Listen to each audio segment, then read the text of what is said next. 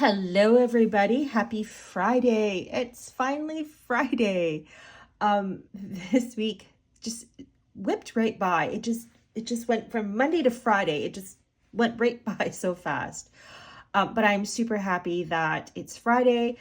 It's the weekend almost. And not only that, I get to put out this beautiful journal that I just been working on this week that I am so excited to share with you and help dive in together into the pages. So I'm just going to do exactly that. I'm going to just dive right in and let's talk about this art journal.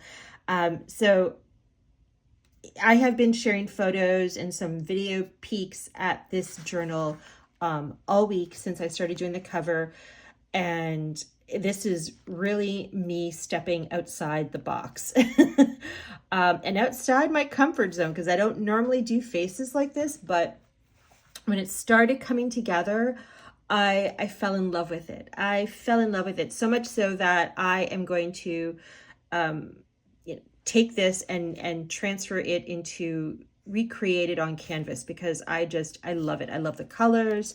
I just love the whole thing. So yeah, so if you're into quirky art and this is inspiring to you, like it because of the colors and everything, and it's like, oh, this is motivating me to want to step outside the box or be creative or use more bold, bright colors, then yeah, this is the journal for you. And I think it's important when a journal cover invites you in. It's just like the book, right? The cover of a book. I mean, they always say don't judge a book by its cover, but when it comes to art journals, you have to, it's not about judging, it's about whether it invites you in, what inspires your creativity. It makes you want to dive right in and start creating and adding your own creativity and your own creative voice into its pages. So I'm hoping this will do that for you. It certainly does it for me. Like I said, I love it so much. It's sparking further creativity for me and wanting to put it onto canvas. So I'm going to be doing that. But let's continue on with this. So I have added this really fun wooden skull button right here, because it just seemed to just go with the whole thing. I just thought it was beautiful. A little scrap of hand-dyed fabric that I just stapled here. The closure is just a simple dyed fabric strip. I added a little bit of a mini tassel, and it just wraps around the button, so it's nice and simple closure. Okay. And then here we have another fabric here that I've added to the spine, and it wraps around right to the back of the journal. And then of course you see this is what's hand sewn here, and this is part of the fabric strip for the closure. So lovely, fun. We've got a fish for an eye here, some detailing on the face, and then the fish tail goes right across, and that's what all these little swirls are. They're part of the fish's tail. And then of course you have some bead embellishment here with some stitches. And then of course one of those lovely little loopy pins that I have fallen in love with, another little mini tassel, and some beautiful ceramic beads and glass beads and wooden beads and all that fun stuff. So that's all on here as well. And this is this little, what do you call it, like a saucer shape, disc shape bead that's yellow. That's howlite. That's howlite. So there we go. Fun stuff. Okay, so we're just going to go right in. So this is the inside of the journal. I've added a little black feather in here. Sometimes I'll do that. I like to add different textures to my journals, and this is one way I do that. If you're like, what can I use this for? Well, you can leave it in here and use it as a bookmark. You can leave it in here just as a nice little texture thing, or you can use this to either paint, practice some painting with a feather, like to embellish this feather even more, add some, like, I don't know, gold paint or some glitter or something to it. That's always cool. Or you could use it for mark making. So dip this in some like acrylic ink or fluid acrylic paint, and just, do some mark making with it and see what happens. Use it as a creative tool. So that's in there. We've got a little mini tag here that I just drew a scribble flower on, and that's just attached with a little mini paper clip. So that's there for you to do whatever you want with. Little tab here, paper tab I added. Just gonna keep turning pages here, another little tab here. This flips up. This is the combination of book pages, music sheets, pattern paper. This is from an old shorthand book. Collage papers that I created myself. Here's one there, for example, and then purchased collage papers that I got from thrift stores, fabric scraps that are in here, one of my label stickers that I've created,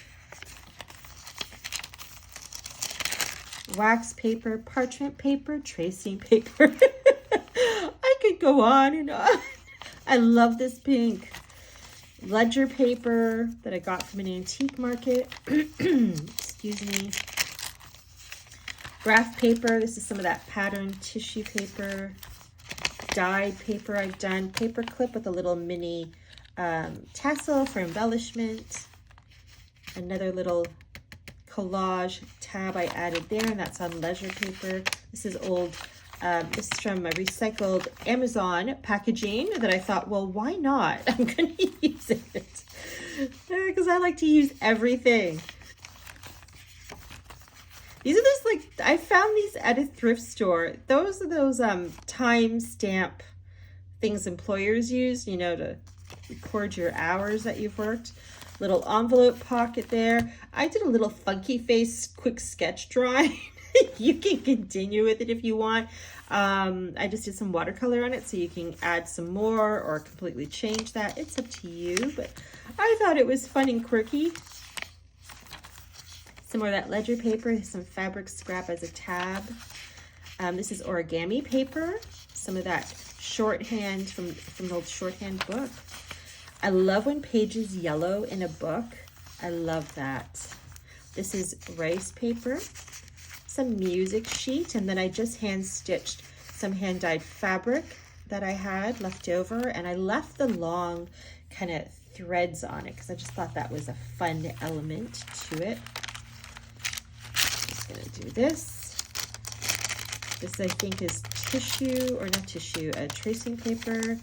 Some collage. Okay, so my papers are always hand sewn and stitched to the cover, and I use wax thread to do that. I'll just show you what that looks like. This is just, I have many colors, but this is just one of the colors. That's wax thread, and that's what I use to hand stitch all my pages to my journal cover.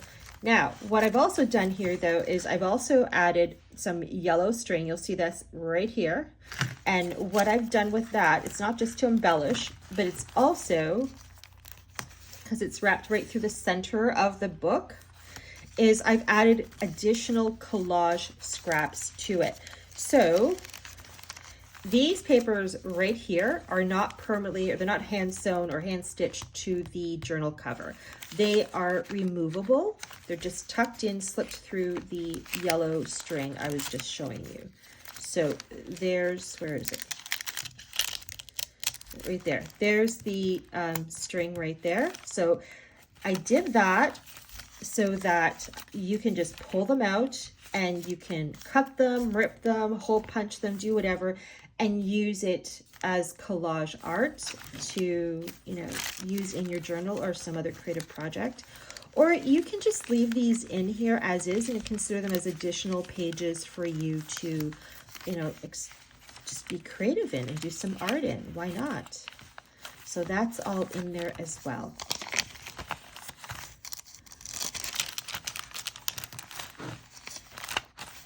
Some more of that rice paper.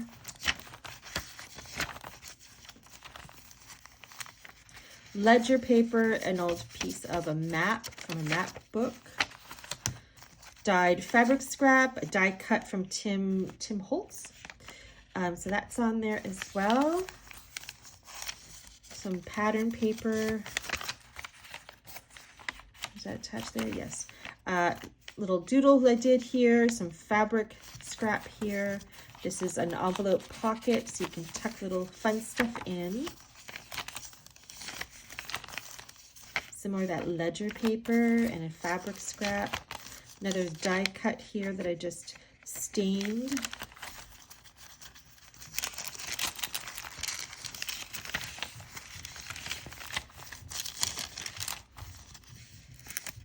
This flips up. Another flip. Oops, skipped a page. Did I do that one too? There we go.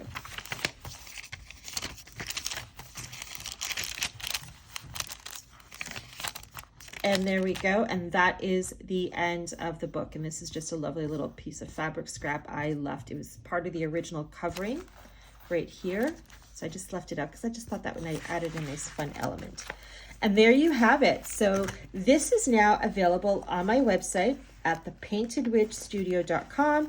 So you can go on over to my website, click on the shop link at the top of the website, and you will see different categories, one of which will obviously say art journals. So just click on that and you will see this beauty listed right there. And there you can find out about exactly how many pages are in the book or in the journal, and also the dimensions as well, because I know some people like to know what size, the approximate size of the journal is and everything. So there you have it. Thank you so much for joining me in the studio today for this video journal flip through. And I hope you have a fantastic weekend. And as always, as I always say, please take care of yourselves. Take care, everybody.